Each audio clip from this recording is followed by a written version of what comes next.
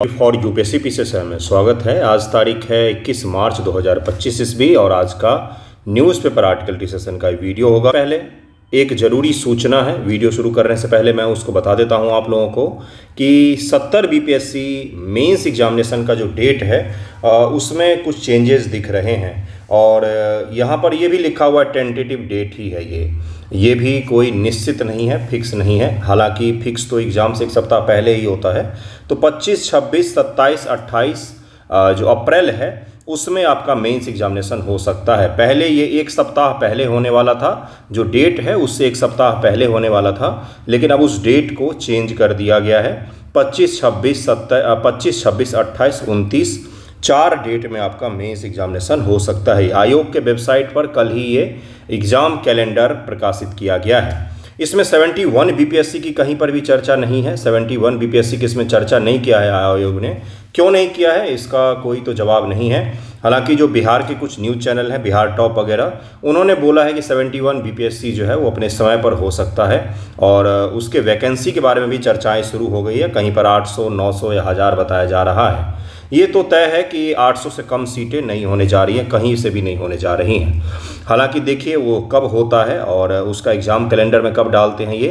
फिलहाल तो 70 BPSC mains का आपका डेट चेंज हुआ है, तो आप उसी हिसाब से पढ़िएगा जो पहले का डेट था। मैं आपको यही बोलूँगा कि एक सप्ताह पहले अगर सारा कुछ आपका तैयार हो जाता है, जिस स्पीड में आप पढ़ रहे हैं तो उसी स्पीड में पढ़ के तो सही ही है अपने लिए। एक सप्ताह अगर ज़्यादा मिला है तो उसमें थोड़ा सा रिवीजन और कर लेंगे। रिलैक्स नहीं होना है ये देख कर कि डेट आगे बढ़ गया है तो समय अधिक नहीं मिल गया है। नहीं, समय अधिक नहीं मिला है आपको। आपका जो समय जाया हो रहा है, किस चीज़ में जाया हो रहा है? 70 बीपीएससी जो कोर्ट केस आप बैठ कर देखते रहते हैं या उसके चक्कर में जो दिमाग आपका डाइवर्ट होता है वो आपका समय जाया हो रहा है। तो कोई एक्स्ट्रा समय आपको मिला नहीं है, देखने में ही बस आपको एक्स्ट्रा लग रहा होगा। ओके, चलिए शुरू करते हैं आज का न्यूज़पेपर डिस्कशन वीडियो, जिसमें कई सारे इंपॉर्टेंट टॉपिक हैं। 70 बीपीएससी मेंस के रिगार्डिंग भी और 71 बीपीएससी को लेकर भी है। एक एक करके पढ़ेंगे हम। इंडियन एक्सप्रेस ने क्या आज हेडिंग बनाया? तो इंडियन एक्सप्रेस ने इन्वेस्टिगेशन किया जिसमें यह बताया गया है कि 3 साल में 100 से अधिक टाइगरों को मारा गया है और इन्होंने बताया है कि शिकार के कारण अधिकतर टाइगर जो है मारे गए हैं। यहाँ पर देखेंगे आप कि ये जो है टाइगर, इसका स्किन यहाँ पर सूख रहा है और ये जो दूसरा टाइगर है इसका आप देख सकते हैं यहाँ पर स्किन निकाल दिया गया है। तो ये भी क्या है, एक बहुत ही बड़ी विडंबना है।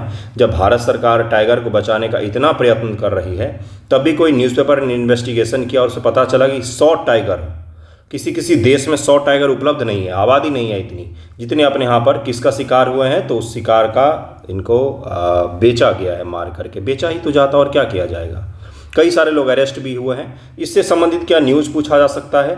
पूछा जाएगा तो इसको हम लोग नेक्स्ट वीडियो में कवर करेंगे। आज हम लोग क्या पढ़ने वाले, सबसे पहला टॉपिक तो आज हम लोग पढ़ने वाले वर्ल्ड हैप्पीनेस इंडेक्स जारी हुआ है। कैसे जारी किया गया है, किसने जारी किया है, कौन सा पैरामीटर है, भारत की रैंकिंग क्या है, पाकिस्तान की रैंकिंग क्या है, क्या हमें उससे मतलब होना चाहिए?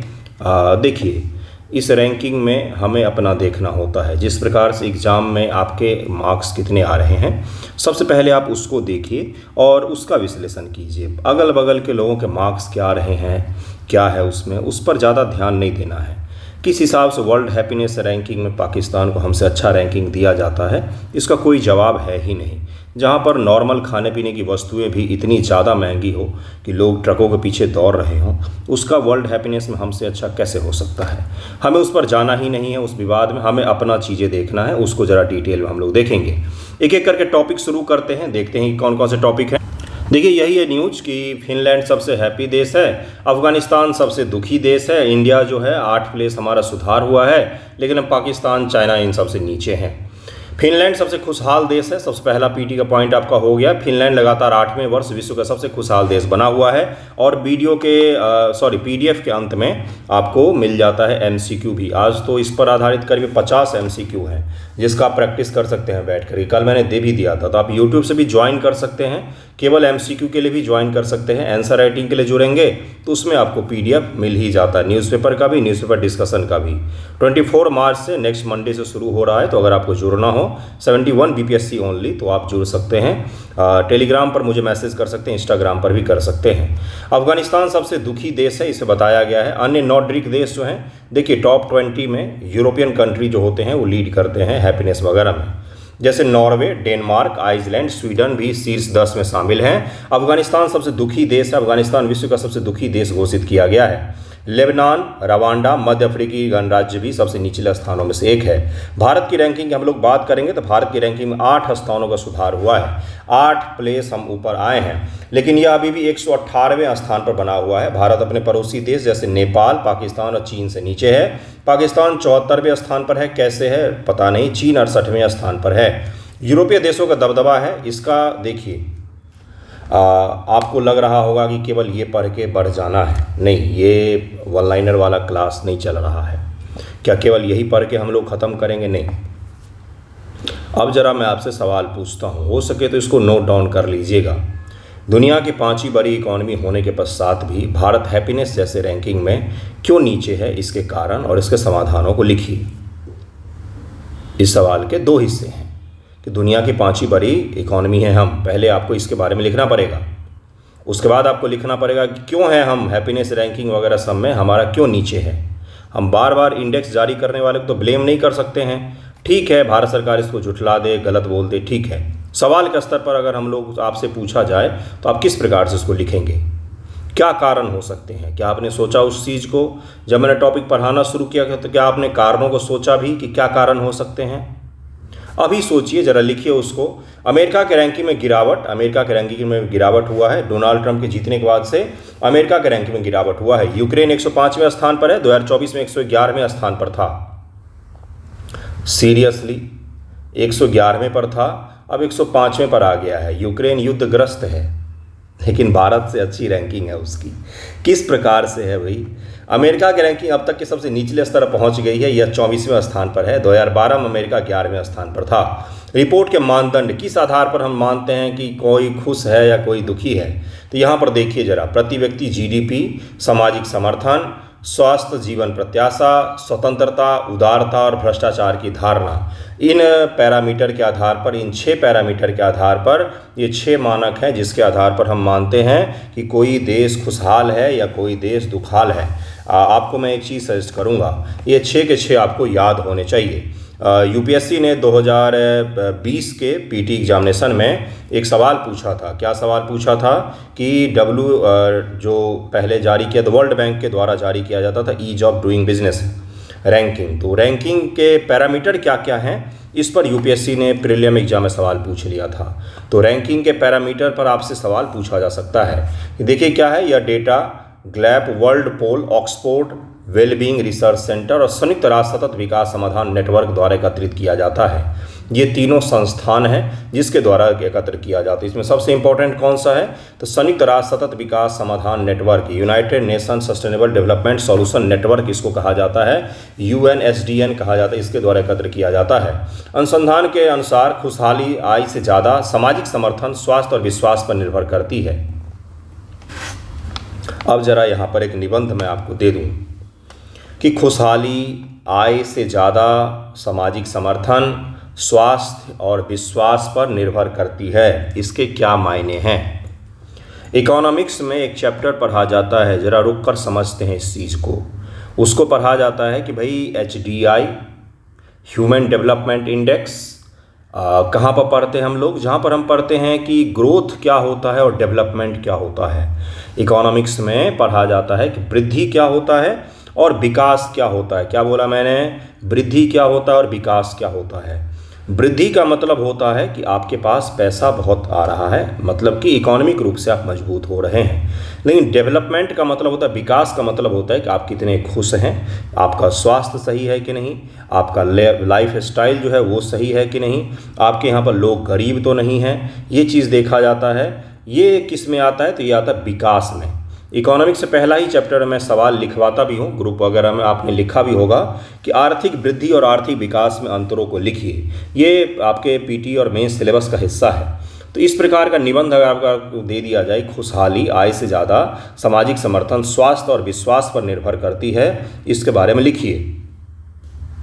रिसर्च में बताया गया है ये। तो फिर क्या लिखेंगे आप? वही चीज़ें लिखना पड़ेगा, ग्रोथ और डेवलपमेंट के पैरामीटर को आपको समझाना पड़ेगा। दो टर्मिनोलॉजी आप न्यूज़ में सुनते होंगे या वैसे भी सोशल मीडिया पर सुनते होंगे, लिविंग स्टैंडर्ड और क्वालिटी ऑफ लाइफ। ये सुना होगा आपने, जीवन स्तर और क्वालिटी ऑफ लाइफ, जीवन की गुणवत्ता। जीवन स्तर का मतलब होता है कि आप कितने बड़े घर में रह रहे हैं और कितना अच्छा आप खा पी रहे हैं और कितनी बड़ी गाड़ी है आपके पास में, कितना अच्छा आप कपड़े पहनते हैं। ये सब क्या होता है लिविंग स्टैंडर्ड में। क्वालिटी ऑफ लाइफ का मतलब क्या होता है, आप कितने खुश हैं उस जीवन से। भले आपके पास में बड़ा घर की जगह पर छोटा घर है, लेकिन आप खुश कितने हैं उसमें, ये किस में आएगा, क्वालिटी ऑफ लाइफ में आएगा। आपका स्वास्थ्य सही है कि नहीं, ये क्वालिटी ऑफ लाइफ में आएगा। तो वही चीज़ यहाँ पर भी बात हो रही है। यूरोप में छोटे परिवारों का आकार और सामाजिक समानता खुशहाली में योगदान देती है। छोटे परिवारों का आकार और सामाजिक समानता खुशहाली में योगदान देती है। युवाओं में असंतोष, 2023 में 20 वर्ष से कम आयु के लोगों में खुशहाली में कमी देखी गई है। 39% युवा सामाजिक समर्थन की कमी की शिकायत भी करते हैं भारत में। अगला देखिए क्या है कि खुशहाल केवल आर्थिक समृद्धि पर निर्भर नहीं है खुशहाली, बल्कि सामाजिक और भावनात्मक कारण भी महत्वपूर्ण होते हैं। अफगानिस्तान में चल रहे युद्ध और अस्थिरता ने वहाँ की खुशहाली को प्रभावित किया है। तो यही युद्ध तो यूक्रेन में भी चल रहा है। यूक्रेन में होली खेल रहे हैं क्या, पानी और गोली बम बारूद लेकर, वहाँ भी तो युद्ध ही चल रहा है। रिपोर्ट का प्रकाशन विश्व खुशहाली रिपोर्ट 2025 को ऑक्सफोर्ड वेलबींग रिसर्च सेंटर संयुक्त राष्ट्र सतत विकास समर्थन नेटवर्क द्वारा प्रकाशित किया गया है। अफगानिस्तान में तो अब युद्ध भी नहीं है, तालिबान का शासन है, लेकिन आपके प्रोपोगंडा पर फिट नहीं बैठता, इसलिए सबसे दुखी देश बता दिया है आपने, है ना। यह रिपोर्ट 20 मार्च 2025 को अंतर्राष्ट्रीय खुशहाली दिवस पर जारी किया गया है। 20 मार्च 2025 को अंतर्राष्ट्रीय खुशहाली दिवस मनाया जाता है, उसी के आधार पर जारी किया गया है। अब इस रिपोर्ट के बियॉन्ड हम लोग चलेंगे। आपसे पूछा जा रहा है कि आप मुझे बताइए कि इसके कारण क्या है भारत में और इसका समाधान क्या होगा। उससे पहले देखिए किसके द्वारा जारी किया था, UNSDN के द्वारा जारी किया जाता है। कौन कौन इसमें शामिल होते हैं वो सारा मैंने एक जगह पर दे दिया है ताकि आपको दिक्कत ना आए। कारण पर अब आते हैं कि भारत में क्या कारण है, हमें अपना देखना है, अगल बगल का हमें नहीं देखना है। पहला कारण आपने अभी तक नहीं सोचा होगा, आर्थिक असमानता। इकोनॉमिक रूप से भारत में इनइक्वालिटी बहुत ही ज़्यादा है, ये आप अनुभव कर सकते हैं, ये बताने की चीज़ें नहीं है। डेटा ऑक्सफैम की 2023 रिपोर्ट के अनुसार भारत के 1% सबसे अमीर लोगों के पास देश की 40% से अधिक संपत्ति है। भारत में 5% लोग ऐसे हैं, 5% लोग ऐसे हैं जिनकी आय 30,000 या उससे ज़्यादा है।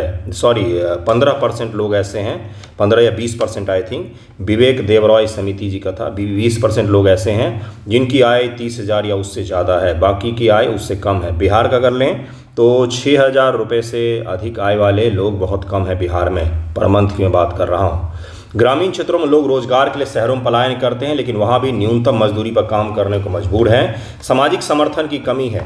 WHR 2024 में भारत का सामाजिक समर्थन स्कोर 0.61 है, एक में से जो वैश्विक औसत का 0.80 से भी कम है, यानी कि सोशल रूप से अपने यहाँ पर लोगों को समर्थन नहीं मिलता है। उदाहरण के लिए शहरी क्षेत्रों में एकल परिवारों की संख्या बढ़ने से बुजुर्ग अकेलेपन का शिकार हो रहे हैं, इसको आप अनुभव कर सकते हैं, बताने की चीज़ ही नहीं है। बेरोजगारी और काम का दबाव, ये आपसे बेहतर कौन समझ सकता है। Centre for monitoring Indian economy के अनुसार जनवरी 2025 तक भारत में बेरोजगारी दर 7.8% थी। यह सरकारी आंकड़ा है, वास्तविकता तो इससे भी अधिक भयावह है। कई सारे छिपी हुई बेरोजगारी कारण दिख नहीं पाते हैं, जैसे तैयारी करने वाले स्टूडेंट्स ही।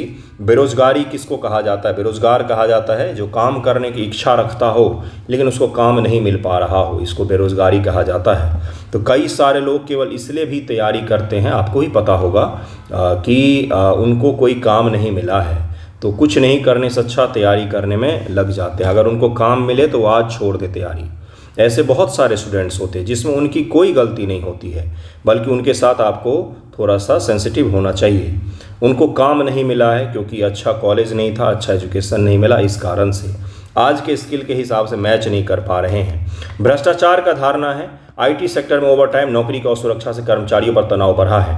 भ्रष्टाचार का धारणा, डेटा ट्रांसपेरेंसी इंटरनेशनल 2023 के अनुसार भारत 180 देशों में 93 स्थान पर है। इसमें आप लेटेस्ट डेटा भी लिख सकते हैं। उदाहरण के लिए सरकारी योजनाओं रिश्वतखोरी कारण गरीबों तक लाभ नहीं पहुंच पाता है, आज भी ये चीज़ समस्या बनी हुई है। स्वास्थ्य सेवाओं में कमी है। कल ही मैंने पढ़ाया है आपको कि डॉक्टरों की संख्या कम है। ग्रामीण बिहार में लोग छोटी बीमारियों के लिए भी निजी अस्पताल पर निर्भर है, जो कि महंगे होते हैं। ये कोई बताने की चीज़ है क्या, आपको नहीं पता? आप गांव घर में रहते हैं बिहार में, बीमार पड़ने पर कहाँ जाते हैं? DMCH में जाते हैं या किसी प्राइवेट अस्पताल में जाते हैं। अगर प्राइवेट अस्पताल बगल में होता है तो उसी में जाते हैं। बिल्कुल ही DMCH में जाने के बाद आपको गारंटी नहीं होता कि सही होकर ही आए, हो सकता है और भी बीमार हो जाए, इतना ख़राब स्थिति है। आपको भी पता होगा कि मैं सच बोल रहा हूँ। महिलाओं की सुरक्षा और असमानता। राष्ट्रीय अपराध रिकॉर्ड ब्यूरो 2022 के अनुसार भारत में महिलाओं के खिलाफ अपराध की दर 66.4 प्रति लाख थी। महिलाओं के खिलाफ अपराध बहुत ज़्यादा है। दिल्ली जैसे शहरों में महिलाएं रात में अकेले यात्रा करने से डरती हैं। देश की राजधानी का भी ये हाल है। प्रदूषण एक बहुत बड़ा फैक्टर है जिसके कारण बीमारियां बढ़ी है और इससे खुशहाली कम हुई है। शिक्षा में असमानता है। बहुत सारे बच्चे ऐसे हैं जो अभी भी नहीं सही से पठन पाठन कर पाते हैं। गरीब परिवार के बच्चे स्कूल छोड़कर मजदूरी करने को मजबूर हो जाते हैं। ये सब खुशहाली में क्या है, तो कारण बता सकते हैं कि क्यों खुशहाल देश अभी भी हम नहीं हो पा रहे हैं। हमें क्या दूसरे देशों का भी डेटा देखना, देखिए हम कहाँ पर पीछे रह जाते हैं।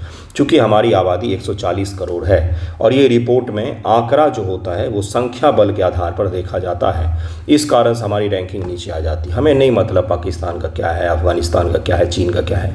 हमें अपनी कमी को देखना चाहिए, उसमें सुधार करना चाहिए।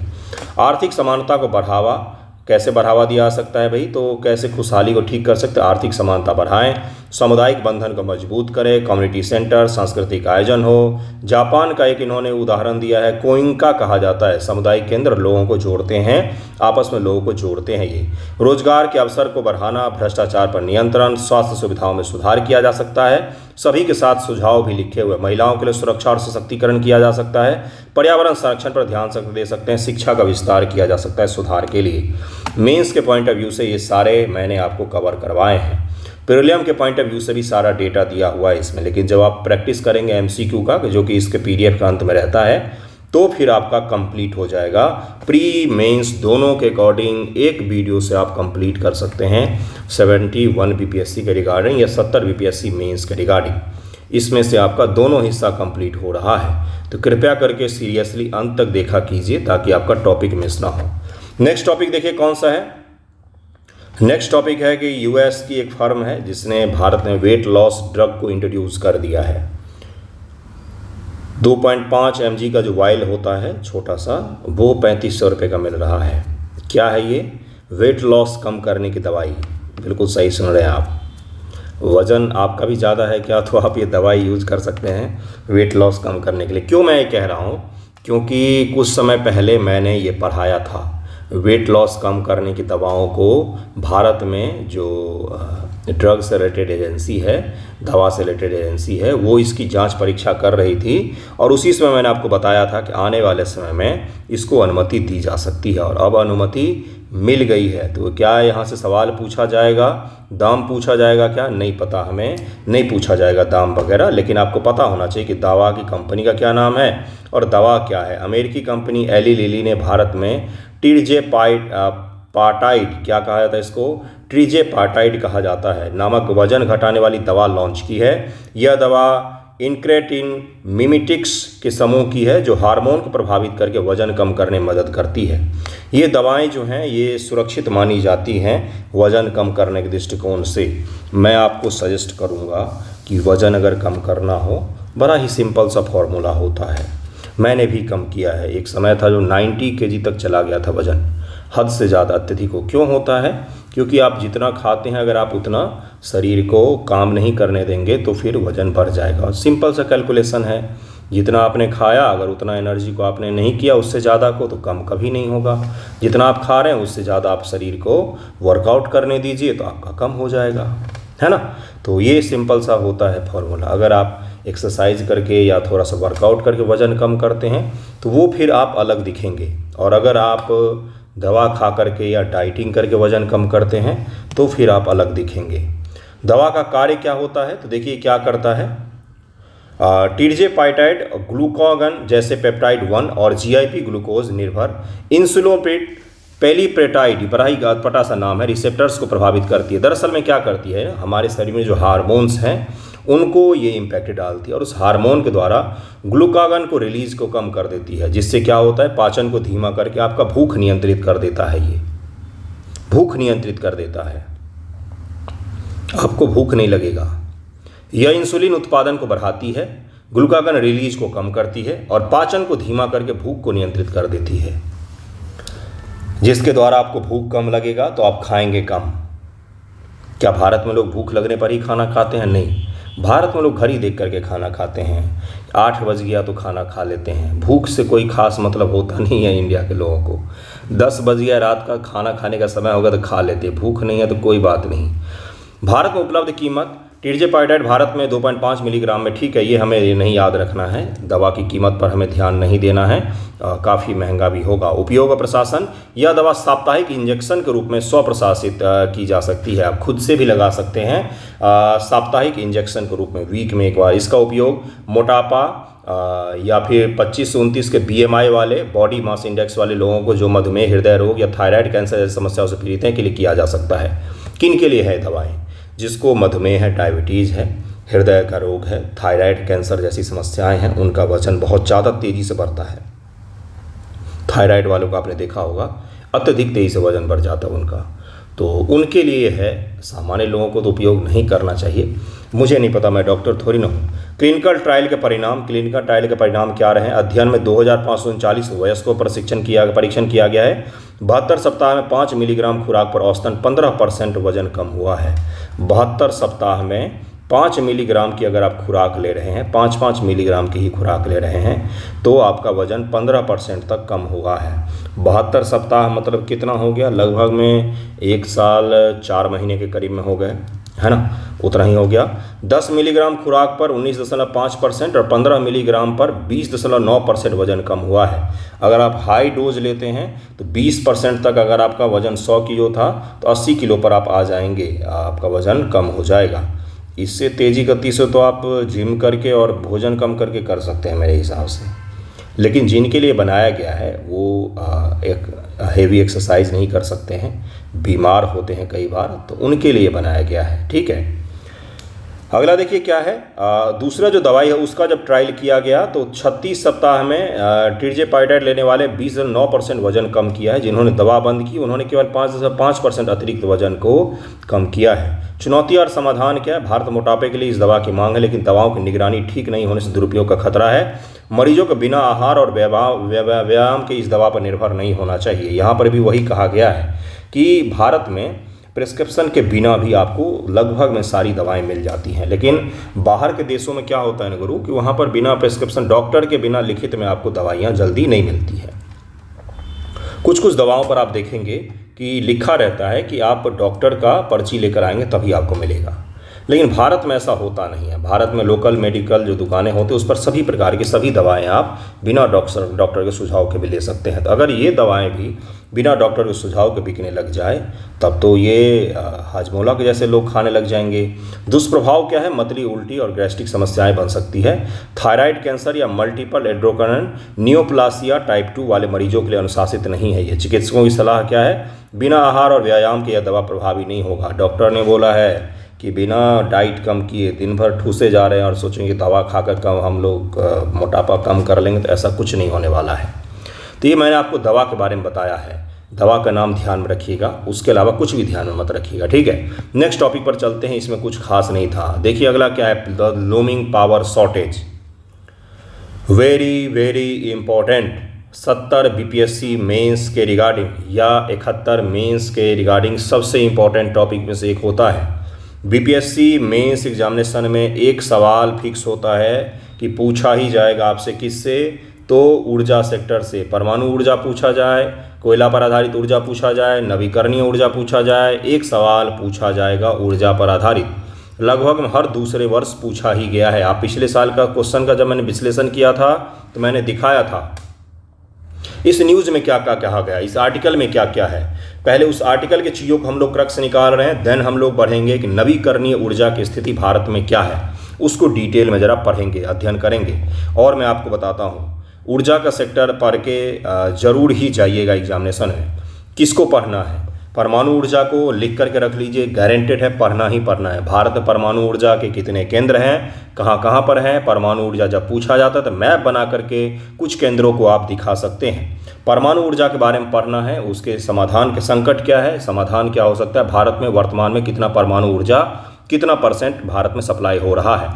दूसरा आपको पढ़ना है कोयला आधारित ऊर्जा के बारे में, जिसको कहा जाता है कि भाई पारंपरिक ऊर्जा के जो स्रोत हैं, कोयला हो गया, गैस हो गया, ये उसके बाद से और भी कोई पेट्रोलियम तेल वगैरह हो सकता है जिसके ऊर्जा उत्पादन उपयोग किया जाता है। तीसरा हो गया नवीकरणीय ऊर्जा के स्रोत, जिसमें सोलर को पढ़ना है, विंड को पढ़ना है, और भी टाइडल को पढ़ना है, या कोई और आप पढ़ सकते हैं। छोटे डैम भी नवीकरणीय ऊर्जा स्रोत में आते हैं। तो आपको मुख्य रूप से पूछा कहाँ से जाएगा, ऊर्जा सेक्टर में परमाणु ऊर्जा से पूछ सकता है, ऊर्जा के शॉर्टेज के कारण समाधान पूछ सकता है, या फिर हो सकता है अलग से नवीकरणीय ऊर्जा की स्थिति पूछे। या नवीकरणीय में एक और ऊर्जा के बारे में पूछा जाता है अक्सर, वो है सोलर एनर्जी, कि सोलर एनर्जी का भारत में क्या योगदान है और किस प्रकार से इसका समाधान किया जा सकता है। बिजली का संकट, भारत में गर्मियों के दौरान बिजली की मांग बढ़ने से संकट की आशंका है। मई और जून में बिजली की मांग 10 सालों में सबसे अधिक रहने की संभावना है। और इस बार परसों ही मैंने न्यूज़पेपर में डाउन टू अर्थ जो पत्रिका आती है, उसका यूट्यूब चैनल भी आप सब्सक्राइब कर सकते हैं। ये डाउन टू अर्थ का न्यूज़ में ये चीज़ दिखा रहे थे कि इस बार अल नीनो के प्रभाव के कारण से भारत में अब तक की सबसे अधिक गर्मी पड़ने वाली है। दिल्ली में एवरेज टेम्परेचर होगा 48 डिग्री सेल्सियस। उत्तर भारत के मैदान तपेंगे, इस बार 48 डिग्री होगा। पिछले साल भी तप रहे थे, इस साल उससे ज़्यादा होगा, अगले साल उससे भी ज़्यादा होगा, अगले साल उससे भी ज़्यादा होगा। तो नवीकरणीय ऊर्जा की स्थिति, भारत में नवीकरणीय ऊर्जा की क्षमता 165 गीगावाट है, जो कुल क्षमता का 21% है। 2024 में नवीकरणीय ऊर्जा की हिस्सेदारी 2019 से 2020 की तुलना में दोगुनी होकर 72 गीगावाट हो गई है। ये सब मैं क्या दे रहा हूँ आपको, सारा डेटा दे रहा हूँ जिसका उपयोग करना है। 2025 में मई जून में मांग 260 गीगावाट तक पहुँचने की संभावना है, जो अत्यधिक है, जो हाईएस्ट है। नवीकरणीय ऊर्जा की चुनौती, सौर ऊर्जा सूर्यास्त होने के बाद अनुपलब्ध होती है, जिससे गैर सौर घंटों में मांग पूरी करना मुश्किल हो जाता है। बिजली तो लोग रात को भी यूज करते हैं, बल्कि रात को तो अधिक होता है, लाइटें भी जल जाती है, पंखा, एसी, कूलर तो चलेगा ही, फ्रिज तो चलेगा ही, है ना। लेकिन रात को सन कहाँ से लाएंगे हम? तो दिन में स्टोर कर सकते हैं हम उसको, अगर अधिक उत्पादन हो जाता है तो हम उसको स्टोर कर सकते हैं। नवीकरणीय ऊर्जा स्रोत, सौर और पवन की अनियमितता के कारण ग्रिड स्थिरता प्रभावित होती है। ऊर्जा भंडार, एनर्जी स्टोरेज सिस्टम की कमी के कारण मांग आपूर्ति में असंतुलन होता है। हमारे पास स्टोरेज नहीं है जिसमें बिजली स्टोर करके रख सकें। ऊर्जा भंडारण प्रणाली BESS की कीमतें हाल के वर्षों में कम हुई हैं। 2024 से BESS की लागत 306 गीगावाट के लिए 18 गीगावाट घंटे की दर से थी।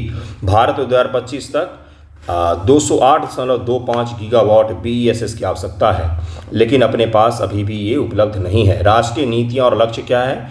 भारत ने 2024 में global renewable energy investment meet and expo Bharat में आयोजित हुआ था। ये में 169 गीगावाट नवीकरणीय ऊर्जा की उपलब्धि की घोषणा की कि भारत में वर्तमान में रिन्यूएबल एनर्जी से 169 गीगावाट एनर्जी हम उत्पादित कर रहे हैं। 2030 तक हमने कितना लक्ष्य रखा है? तो 500 गीगावाट नवीकरणीय ऊर्जा का हमने लक्ष्य रखा हुआ है। राष्ट्रीय बिजली योजना के तहत कोयला आधारित बिजली संयंत्रों को कम करने की भी योजना बनाई गई है कि कोयला आधारित बिजली के उत्पादन के संयंत्रों को हम कम करें, परमाणु ऊर्जा आधारित या फिर रिन्यूएबल ऊर्जा के जो स्रोत है उसको हम लोग बढ़ाएं। ओके, नेक्स्ट देखिए क्या है। NLDC ने मई जून 2025 से गैर सौर घंटों में बिजली कमी की चेतावनी दी है। मई 2025 बिजली कमी 31%, जून में 20% होने की संभावना है।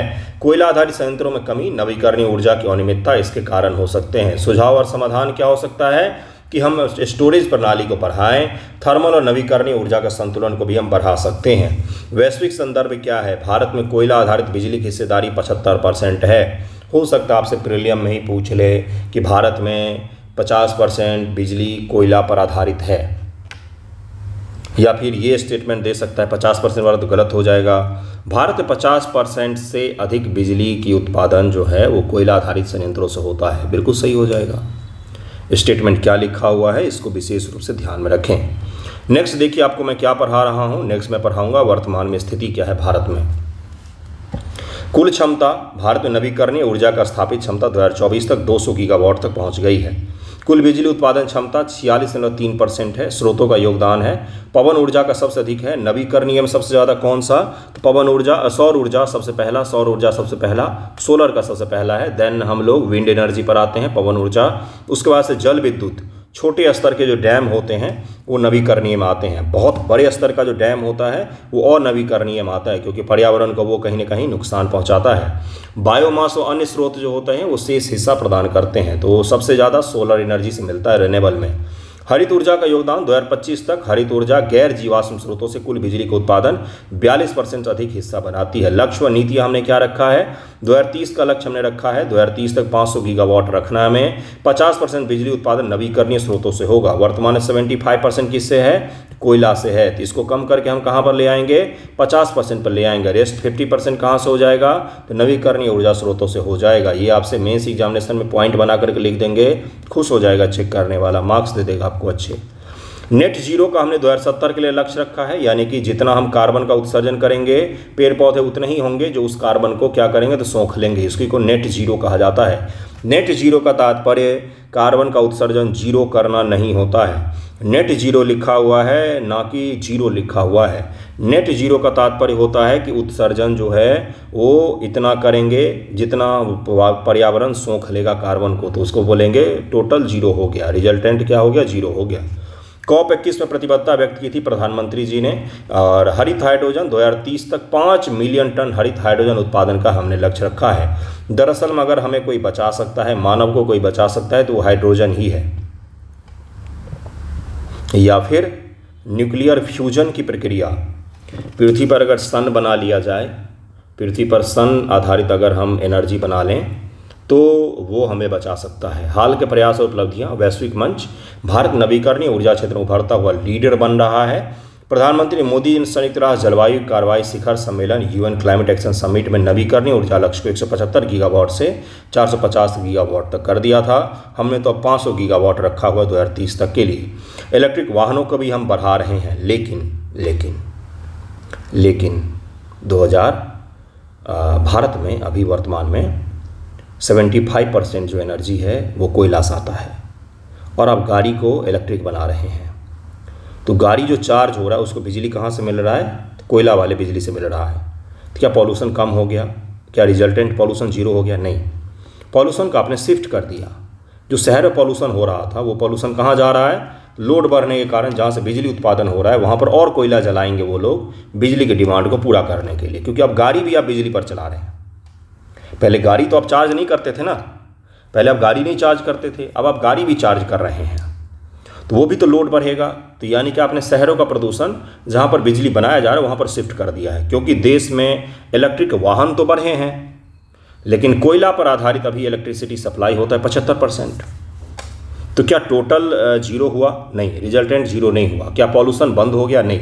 इलेक्ट्रिक व्हीकल आने से शहरों के पॉल्यूशन कम होते हैं, ओवरऑल जो देश का प्रदूषण है वो कम नहीं होगा, क्योंकि डिमांड बढ़ने से कोयला और अधिक जलाए जाएंगे और भी ज़्यादा बिजली उत्पादित किया जाएगा। ओके, वैकल्पिक ईंधन को भारत सरकार को ध्यान देना चाहिए। गैर सौर घंटों में कमी की जा सकती है। ऊर्जा भंडारण की कमी देखी गई है भारत में। समाधान और पहल भी मैं बता ही देता हूँ। ऊर्जा भंडारण प्रणाली को मजबूत कर सकते हैं, रिन्यूएबल एनर्जी स्रोत की तरफ में हम लोग शिफ्ट हो सकते हैं। नेक्स्ट टॉपिक पर हम लोग चलते हैं। नेक्स्ट टॉपिक देखिए क्या है। नेक्स्ट टॉपिक है मिस वर्ल्ड 2025 का आयोजन तेलंगाना में किया जा रहा है। 54 करोड़ रुपए का खर्चा आ रहा है, और मिस वर्ल्ड लिमिटेड और स्टेट जो गवर्नमेंट है वो दोनों मिलकर कर रहे हैं।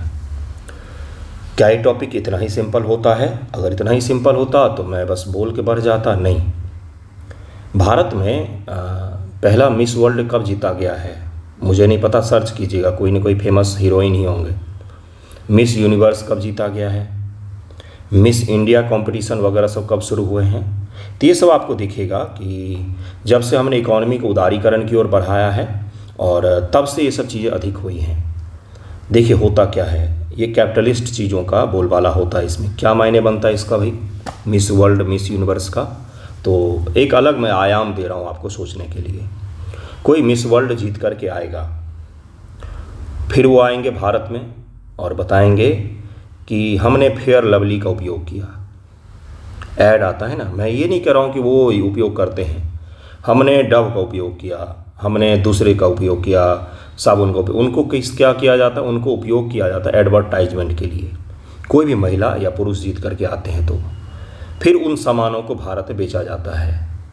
आपने अगर गौर किया होगा तो आपकी जो पहले की जनरेशन होगी वो इन चीज़ों से दूर थी। जो कॉस्मेटिक आइटम होते हैं आप उसको नेसेसरी मानते हैं।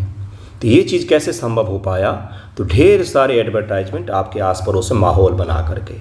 और वो माहौल कैसे बनता है? जो इस तरह के कंपटीशन के विजेता होते हैं वो आपके समक्ष आते हैं और आपको बताते हैं कि ये ब्यूटी प्रोडक्ट ले लीजिए। तो अमेरिका और बाहर के देशों में जब दुनिया की कंपनियां भारत आनी शुरू हुई तो भारत की महिलाओं को मिस वर्ल्ड, मिस यूनिवर्स मिलना शुरू हुआ। आपने आज तक नहीं सोचा होगा इस दृष्टिकोण से। मिस यूनिवर्स और मिस वर्ल्ड तभी मिलना भारत में लोगों को शुरू हुआ जब बाहर की बड़ी बड़ी कंपनियों का भारत की तरफ में आना शुरू हुआ है। जोड़ करके देखिए कब मिला है, किसको मिला है पहला, और उसके बाद वो हीरोइन बन जाते हैं, हीरो बन जाते हैं और वो फिर ब्यूटी प्रोडक्ट्स बेचते हैं। अब तो इसका वैल्यू कम हो गया है, पहले बहुत ही ज़्यादा था। पहले मिस यूनिवर्स कोई जीतते थे तो बिल्कुल छा जाते थे, वो मिस वर्ल्ड कोई जीते थे बिल्कुल छा जाते थे। अब तो मूवी भी फ्लॉप हो जाती बेचारों की। तो तेलंगाना में हो रहा है मिस वर्ल्ड 2025 का आयोजन। देखिए क्या है, 72वां मिस वर्ल्ड सौंदर्य प्रतियोगिता तेलंगाना में आयोजित होगा। यह आयोजन 7 मई 31 मई 2025 के बीच में होगा। उन्हीं देशों के अक्सर विजेता होते हैं जो देश विकासशील होते हैं। गौर कीजिएगा, कभी बीच बीच में कभी कभार डेवलप्ड नेशन भी इसमें विजेता हो जाते हैं। बाकी जो होते हैं इसमें विजेता विकासशील और ऐसे उभरती हुई इकोनॉमी के देश होते हैं जहाँ पर लोगों का जीवन स्तर जो है वो डेवलपिंग है, अभी भी डेवलप्ड नहीं हुआ है। प्रतिभागी और वैश्विक मंच, इस प्रतियोगिता में 140 देशों के प्रतिभागी भाग लेंगी। यह तेलंगाना के लिए अपनी सांस्कृतिक हिरासत और वैश्विक महत्वाकांक्षा को प्रदर्शित करने का अवसर होगा। तेलंगाना अपना कल्चर और बाकी चीज़ें दुनिया के सामने दे सकता है। टूरिज्म बढ़ेगा, पर्यटन बढ़ेगा। आयोजन की कुल लागत 54 करोड़ रुपए अनुमानित है। ये नहीं पूछा जाएगा। लागत को तेलंगाना सरकार और मिस वर्ल्ड लिमिटेड के बीच बराबर साझा किया जा रहा है। तेलंगाना का 27 करोड़ रुपए का योगदान दिया जा रहा है। आयोजन का महत्व, तेलंगाना के पर्यटन मंत्री ने बोला है कि ये मील का पत्थर होगा। ठीक है भाई, राज्य का पर्यटन बढ़ेगा। तेलंगाना की परंपरा, आतिथ्य, समृद्ध इतिहास और प्राकृतिक सुंदरता को प्रदर्शित करेगा। मिस वर्ल्ड का उद्देश्य केवल बाहरी सुंदरता नहीं बल्कि आत्मिक शक्ति, बुद्धिमत्ता और दयालुता को भी बढ़ाना है। ठीक है भाई। तेलंगाना की सांस्कृतिक झलक, पर्यटन सचिव स्मिता जो सबरवाल है उन्होंने बोला है तेलंगाना को क्या कहा जाता है। तेलंगाना का नाम तेलंगाना क्यों है? 3 लिंगों का देश, 3 लिंगों का जगह, 3 लिंगों का देश इसको कहा जाता था। 3 लिंगा देश मतलब कि शिवलिंग 3 है यहाँ पर, कोनेश्वरम, श्रीशैलम और द्राक्षारामन, ये 3 लिंग हैं वहाँ पर। शिवलिंग हैं तीनों के नाम पर तेलंगाना उसका नाम पर है। वैसे तेलुगु भाषी लोगों का देश है, देश मतलब राज्य है। ओके। यह आयोजन तेलंगाना के इतिहास और दशकों के संघर्ष के बाद एक राज्य के रूप में उभरने की कहानी को दर्शाता है। तेलंगाना 3 लिंगों का देश इसको कहा जाता है, 3 लिंगों का जगह इसको कहा जाता है, राज्य कहा जाता है। ये ध्यान में रखिएगा, आज तक आपको नहीं पता होगा, मैंने बता दिया, इसीलिए मैंने विशेष रूप से डाला था इसको। आयोजन स्थल प्रेस कॉन्फ्रेंस हैदराबाद के प्लाजा होटल में किया जा रहा है। नहीं, बिल्कुल इंपॉर्टेंट नहीं है, बता दिया मैंने आपको कहाँ पर हो रहा है और क्या हो रहा है, बता दिया मैंने आपको, कौन आयोजित कर रहे बता दिया। इसके नीचे सारा MCQ है।